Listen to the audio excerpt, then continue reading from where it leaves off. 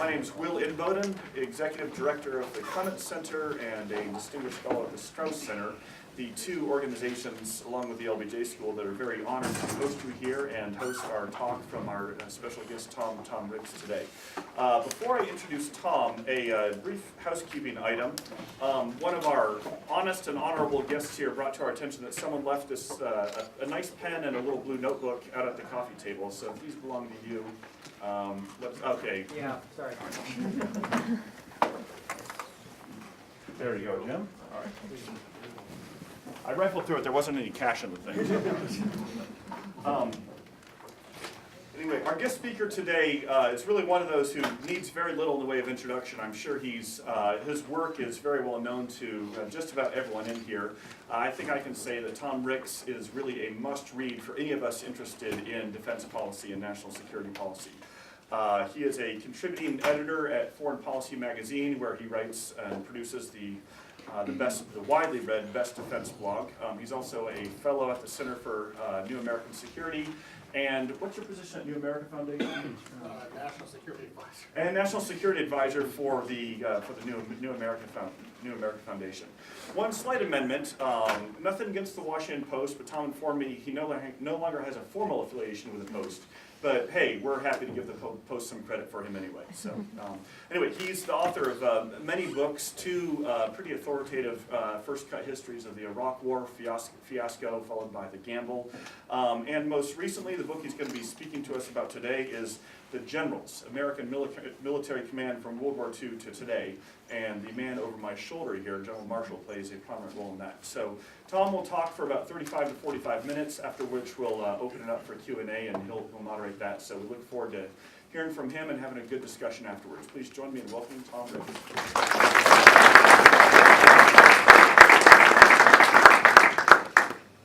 Thank you all very much. It's a real pleasure to be here. My wife and I live most of the year in Maine, on an island off the coast, and we get 2 months of every season there. We leave, though, in January, so we skip the last 4 months of winter. The winter is 6 months up there. And every year we gone to a warm place, sort of a midwinter break. And we did Puerto Rico last year. My wife liked it, I didn't like the food. And finally this year we said, let's try Austin, and we loved it. So we hope to be coming back here quite a lot. Food, music, and good weather to write in. So the three requirements for my wife's a 19th century historian that we both have. Can you all hear me in the cheap seats, by the way? I want to begin today with some thoughts about bureaucracy and George Marshall and the American military. They really, I think, apply to any large government bureaucracy or even some private sector bureaucracies. I assume all of you are, in some way, are going to be toiling in the vineyards of some American bureaucracy, or will be returning to one. And I think the history of George Marshall is very instructive and helpful. I want to begin, though, not with George Marshall, but with another favorite person of mine, Blowtorch Bob Comer. Anybody heard of him? Yeah, good. Comer wrote probably, I think, the best single book ever on American bureaucracy. One of the titles that it goes under is Bureaucracy Does Its Thing. You can find it online. Rand has it up there for free. And for fun, you can actually do control and replace and put in Iraq or Afghanistan instead of Vietnam. And you'll find it works perfectly well in explaining those wars as well. Some of the insights that he offers that I'm going to repeat, that I think Marshall also knew. Number one, bureaucracies dislike innovation. No matter what they tell you, bureaucracies hate innovation. Number two, bureaucracies are not good at changing, no matter what they tell you. Number three, even in wartime or a time of crisis, the bureaucracy will not do what it should do, it'll do what it knows how to do. And that's the fundamental lesson of Robert Comer's book, which is why he calls it Bureaucracy Does Its Thing. They knew they should be doing different things, but they were built to do a certain thing, and that's what they did, even if it was not the right thing. But a warning here for all of you as you go forward. Just because bureaucracies are big and slow and dinosaur-like does not mean they are stupid. Bureaucracies excel at one thing, almost by definition, and that is defending themselves. In fact, you might say that's what a bureaucracy is optimized, defend its interest in itself. How does a bureaucracy do this? Number one, bureaucracies are built to absorb criticism. They have the pain threshold of a sloth. Number two, they have time. They can outwait you. I have actually heard people in the Pentagon say this to me at times. This Rumsfeld guy, he's going to be gone in 2 years. The US Army's still going to be here. We can wait him out. Number three, while they are bad at changing, they are wonderful at pretending to change. You will find that when you propose changes in the bureaucracy, they will take gratefully all the language you propose and none of the ideas. I remember a few years ago reading a defense authorization bill at a time when there was some concern about the defense industrial base. Every single item in the defense authorization bill was justified by the defense industrial base. At one point, MREs, the inedible military rations, also known as meals ready for Ethiopians. MREs were justified by the, as part of the food industrial base.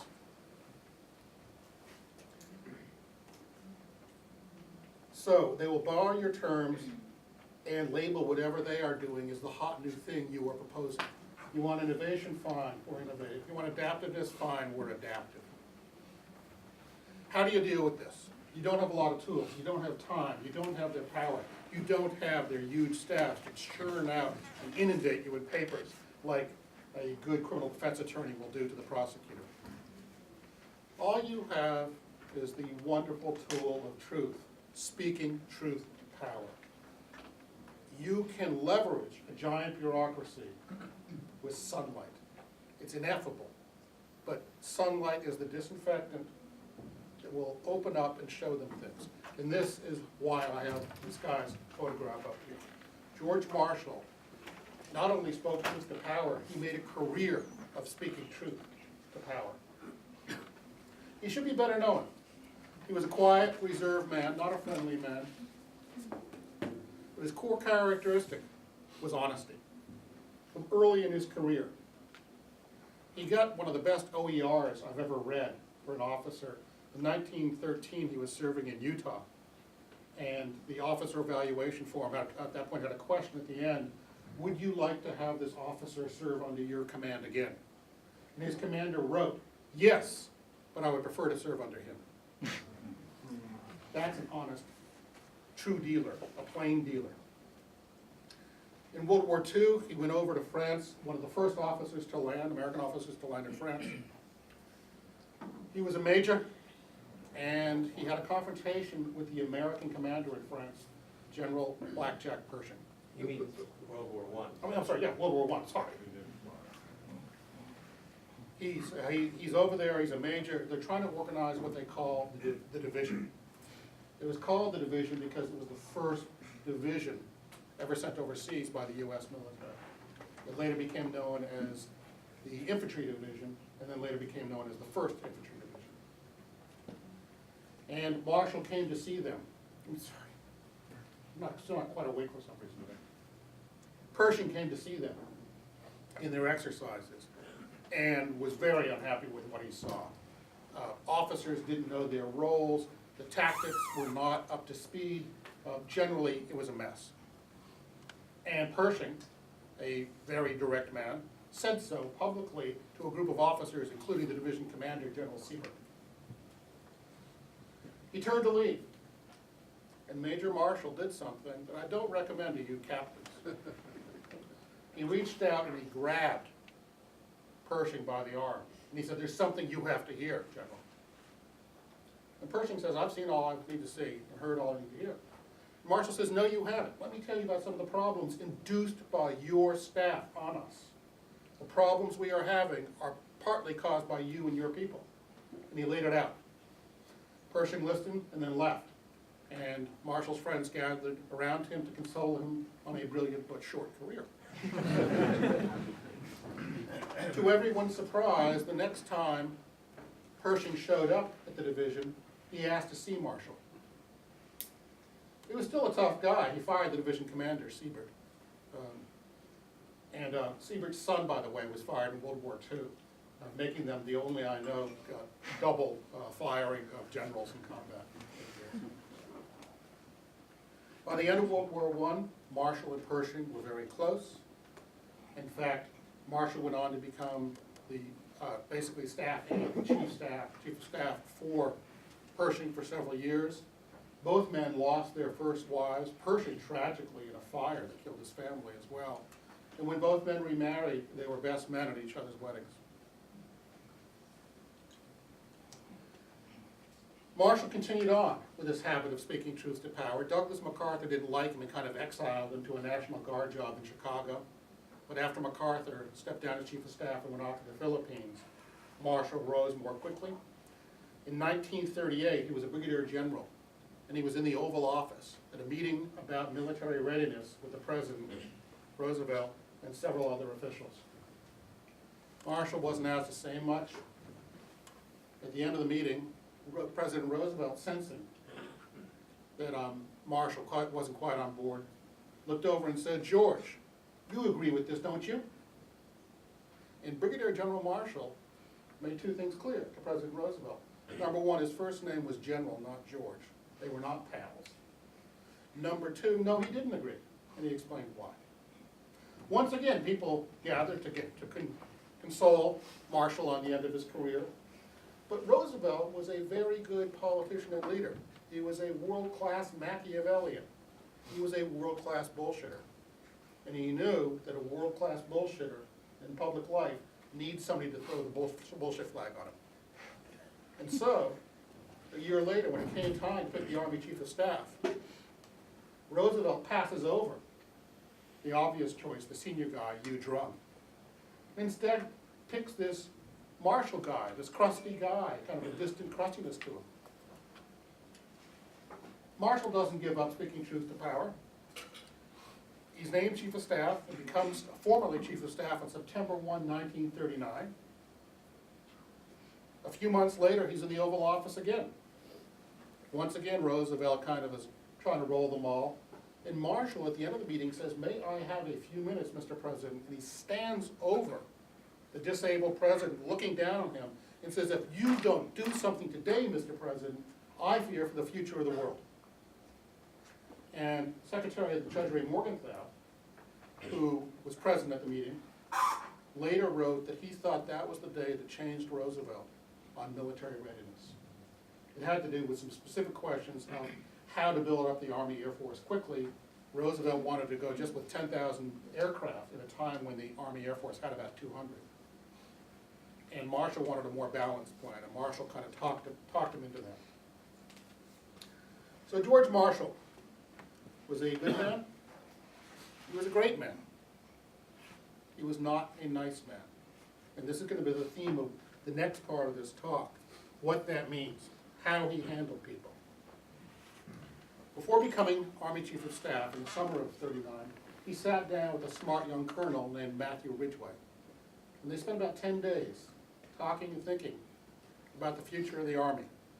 And one of the things they decided was they wanted to get rid of about 600 officers that they called deadwood. This was well before U.S. entry into World War II. He got rid of those 600 officers, and it actually brings to mind one of the best sayings I've heard about generals. The most important thing a general can do is the things he does before a battle. In this case, the most important thing an Army Chief of Staff could do were the things he did before a war. Marshall begins in '39 preparing the U.S. Army for World War II. They begin a very rapid expansion. They start moving up younger officers quickly. They give people a lot of tests. Marshall has his eye on several younger guys across the military. He has thought about this for 20 years. He has thought, number one, we're going to go to war unprepared. So I need optimistic, determined officers. Number two, we're going to be fighting overseas. That means we're going to be fighting alongside allies. That means I need people who can get along. That means Patton's a great field commander, but Patton will not be somebody I want working with allies. And among the officers he has his eye on is the executive officer of an infantry regiment based in Vancouver, Washington, Lieutenant Colonel Dwight D. Eisenhower. Dwight Eisenhower is not his only choice. He has about 4 or 5 guys he starts putting to test and moving up quickly. And Eisenhower passed these tests. My favorite story about Eisenhower is a week after Pearl Harbor. He is actually at Fort Sam Houston, not far from here. And he gets a phone call, it's actually the Friday after. He gets a phone call and that says, Ike, the chief wants you up here, get up here as soon as you can. It's terrible weather that December day. And Eisenhower tries to fly and the planes are not flying, the commercial flights are not flying. The Blue Bonnet Express, the last train east for the night, is left. So he gets an Army pilot to fly him along the tracks low until they catch up with the Blue Bonnet Express. They wave it down, land the plane on the field, he gets onto the train. It's full because people are rushing around the country as war has begun. And so, newly minted Brigadier General Eisenhower at this point is sitting in mufti on his suitcase in an aisle. And a lawyer he knows from San Antonio comes up and says, Colonel Eisenhower, what are you doing sitting on this suitcase? And Ike explains, I don't have a seat.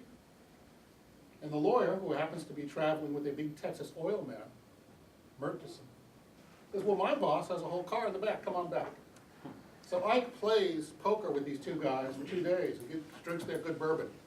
Arrives on Sunday the 14th at Union Station in Washington. His brother Milton picks him up. Milton later goes on to become president of Johns Hopkins, by the way. Brother Milton picks him up and drives him over to Marshall's office, which is in a Quonset hut, where the Vietnam Memorial now stands.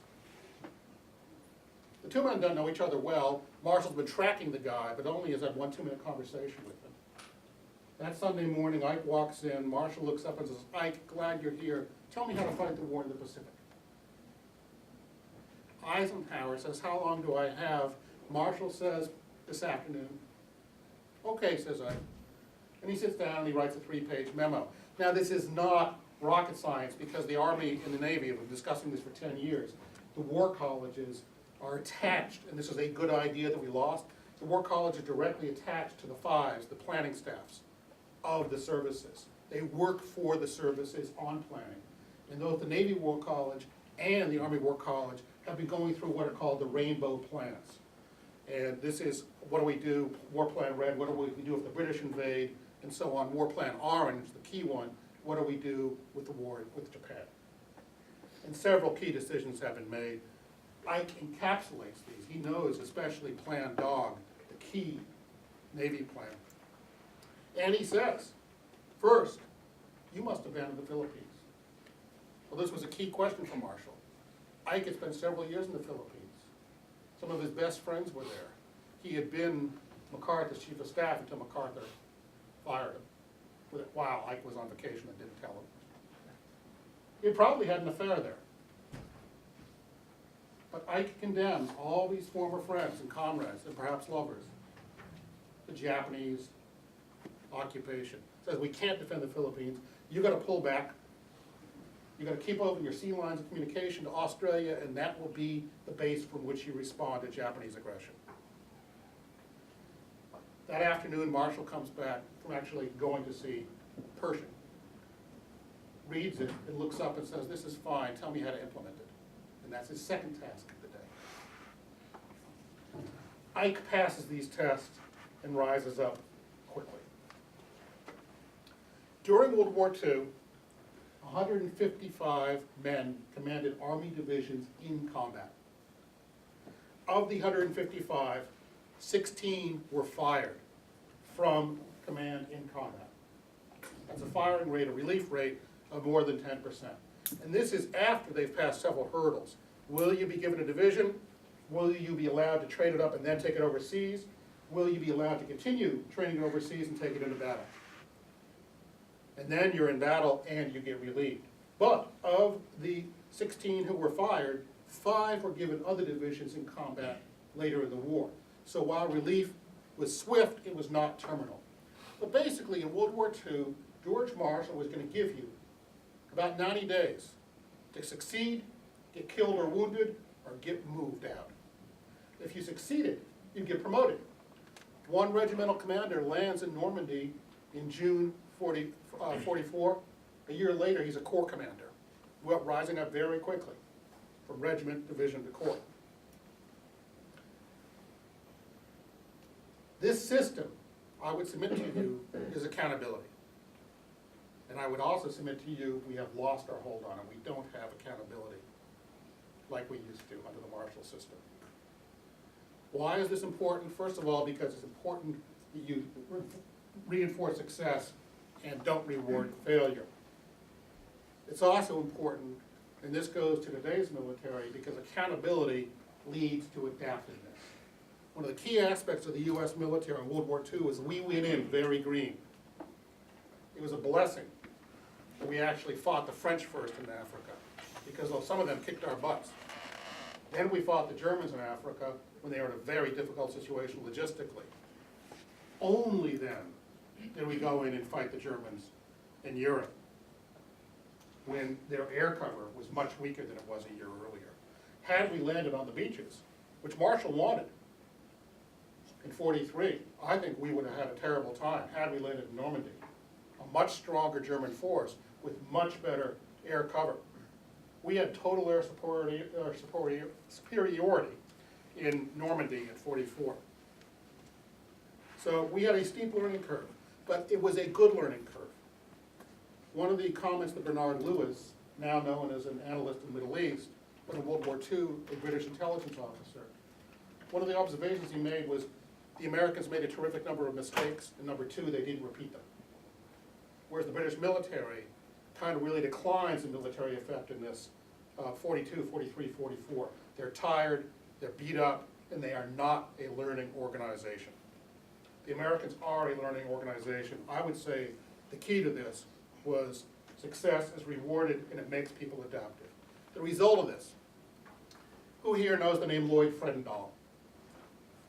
Okay, this is actually, you guys are doing better than some of the other audiences I've spoken to. Lloyd Fredendall was the top American commander in the field early in the war in North Africa. He was fired and replaced by people whose names you do know. Who here knows, here's an even tougher one.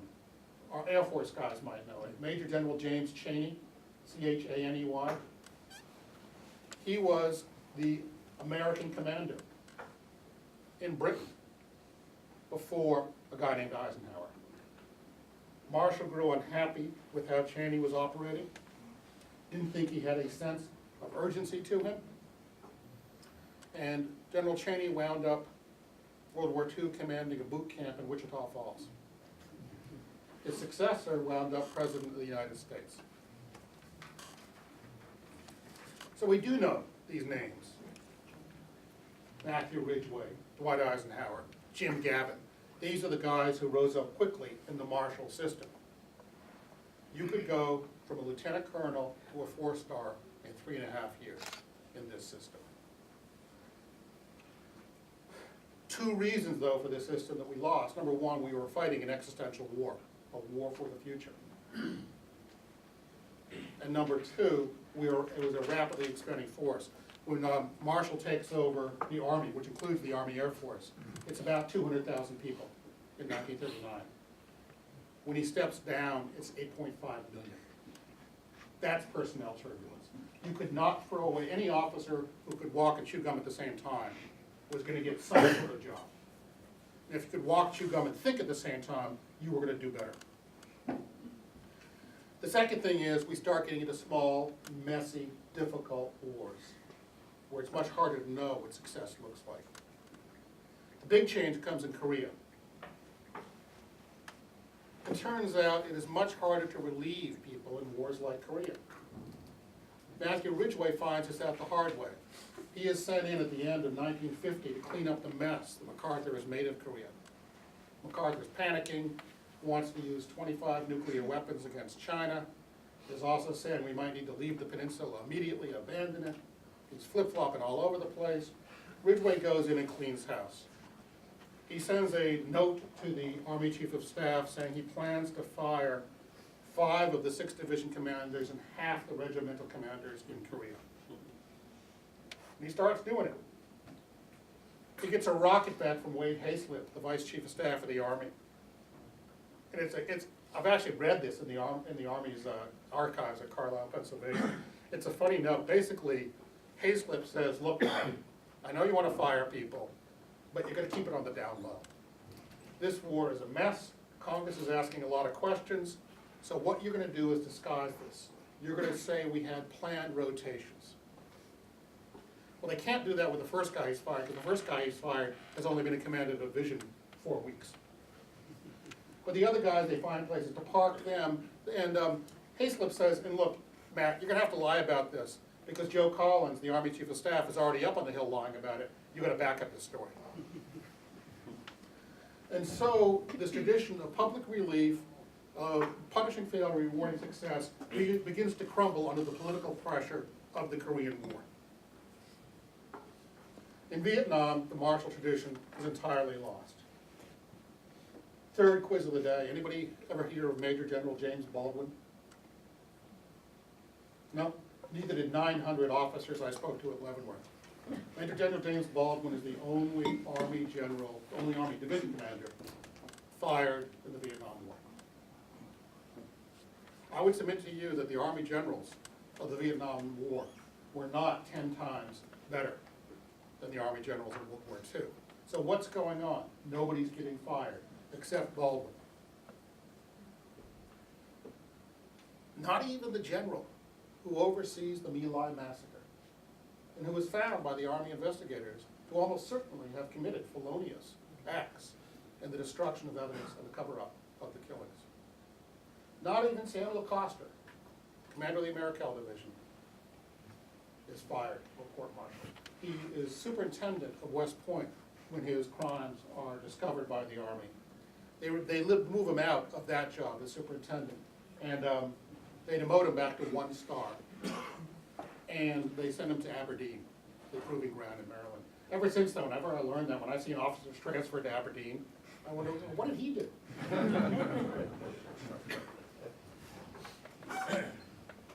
And so we have the Vietnam system still in place. The Army did a lot of great things after Vietnam to rebuild itself, restructure itself. They had a tactical revolution that made them much better. The one thing they did not fix was the head on top of the body, generalship. I believe the Army lost its hold on generalship in Vietnam and has still not recovered it.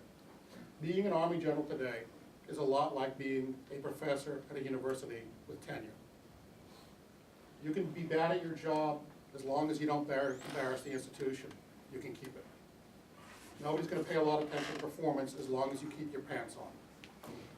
So we see generals today fired for zipper problems, for personal problems. But you don't see generals fired a lot for failure to command in the field. The recent firing of a couple of Marine generals was a real exception to this, and I think harkens back to the Marines' nautical traditions. The Marines are part of the Department of the Navy.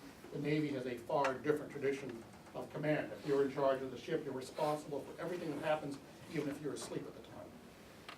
But the Army has lost this. We have had a generation of often mediocre generals. They do not think strategically. They think that's someone else's job. Tommy Franks, my exhibit A in this discussion. Tommy Franks, in his memoirs, talks about the 50-pound brains he has as colonels who do his thinking for him. When I read that, I felt like screaming. I thought, the first job of a general is to think. You don't outsource your thinking any more than you outsource leadership of your unit. It is your job. You don't get somebody else to do it for you.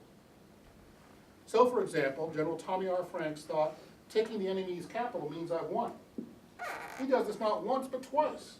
You don't get often a chance to screw up 2 wars. First, he takes Kabul and thinks he's won. And, for added pleasure, he thinks that pushing al-Qaeda into Pakistan is a good idea.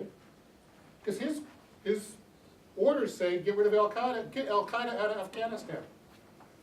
And so he pushes them into a country with nuclear weapons. Not a good idea, General Franks. Then he does essentially the same thing in Baghdad. He takes Baghdad and spikes the ball on the 30-yard line. at which point the enemy decides to begin fighting its war.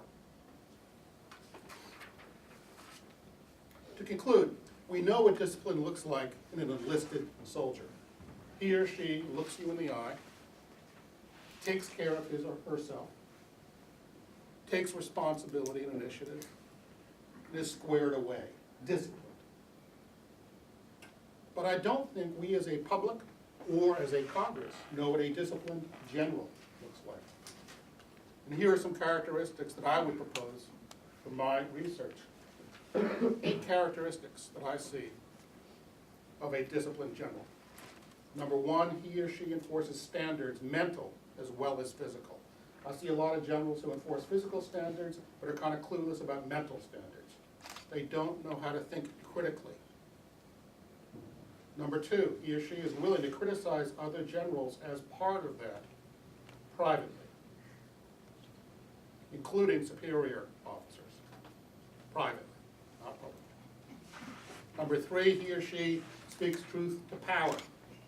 Not always. You don't want to make yourself the person who always, has a problem. But if you sincerely believe that this is the wrong course for the nation to be embarking upon, it is not just a good idea to speak up, it's your duty. And so, when you do not speak truth to power, you are not doing your duty. It won't be good for your career necessarily. I'm not saying everybody's going to say, oh, he's speaking truth to power. No, they're going to hate you. But you've got to do it sometimes. And in the long run, they appreciate it. Somebody, a marshal, or I was talking earlier, a Brent Scowcroft, who, despite a lot of personal damage, spoke truth about the Iraq War even as a retired general. 4, he cares more about his soldiers, his service, than he does about his career. Something that was very important to George Marshall. A couple of times when he came across officers who appeared to care more about their career, their next assignment, than taking care of their people and doing their mission, he fired them. He did it very quickly. He fired an old friend over the phone. When the friend said, I can't leave for France because my house is packed up and my wife's out of town. He said, did you seriously say that? And the guy said, yeah. He said, very well, you are retired as of tomorrow. He disciplines himself mentally. He doesn't complain about a lack of bandwidth. A general who tells you, I hear this all the time, oh, I really don't have the bandwidth for everything that's coming at me. No, General, you lack the discipline to sort things out. Do only the things that only you can do, get subordinates to do the other things, push power downward, make priorities. Prioritization is the essence of strategy. If you don't have enough bandwidth, it means you're not making decisions about what to do and what not to do. Number 6, he empowers his subordinates and protects them, even when they make mistakes, as long as they are learning and not repeating those mistakes. Except on moral issues of integrity, which instantly should be dealt with. And 2 things on retirement. Number 1, when he retires, he does not go to work in the defense industry. It doesn't say it's my turn to cash in. Marshall had no money. He lived on his salary.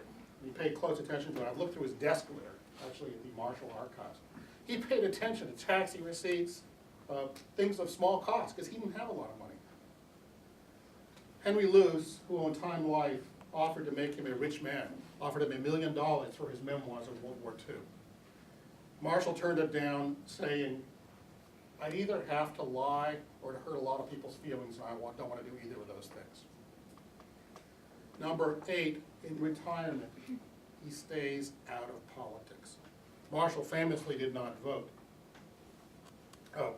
I suspect his sentiments as a graduate of VMI were rather Republican, but he served Democrats loyally and well, to the point that Harry Truman almost worshipped him and called, I think, on Marshall too much. By the time Marshall was made Secretary of Defense briefly in the early 1950s, he was no longer George Marshall. He was an exhausted man, he was an old man, and it was the wrong thing to do. He said, I'll do it for 1 year, and then I want you to make Bob Lovett my Secretary of Defense, and I need to move on. And within a couple of years, it was clear that Marshall was suffering from Alzheimer's. At one point, a young State Department officer named Dean Rusk tries to talk Marshall into staying as Secretary of Defense. And Marshall almost angrily says, I can't remember the names of some of my old friends. It's time to step down. In retirement, staying out of politics, one footnote, that doesn't mean general shouldn't vote. He can even go out and endorse people, but if he's gonna endorse people, it should be as Joe Smith, not as Major General Joe Smith, U.S. Marine Corps retired, because he's dragging his service into the arena of politics. He is not doing his service a favor. If I were king for a day, I'd have each of the service chiefs send a letter to all the retired flag officers, and they know who these guys are, they stay in touch, and say, gents, stay out of politics. You can endorse people, put your name on it, just don't drag our service into it. And most of all, don't stand up behind presidential candidates like potted plants at the conventions. This is not what I want out of my services, they would say. So, to conclude, everybody wants to support the troops. It's a cliche to the point that the troops are sick of it. As one friend of mine said, you can go hang yourself with that yellow ribbon. But if you really want to support the troops, there are things that we could do better. We could hold their leaders accountable. This begins with the Congress. The Congress won't hold leaders accountable unless people ask them to. Yes, our wars today are small and unpopular. But Matthew Ridgway showed, and I believe General Petraeus showed in Iraq, that it is possible to go one of these small wars and do things better than they have been done. And I believe that a soldier blowing up an IED in Helmand province is every bit as dead as one machine gunned by the Germans on Omaha Beach, and every bit as deserving of good leadership. That's it. You can see now why Jon Stewart calls me Little Mr. Sunshine.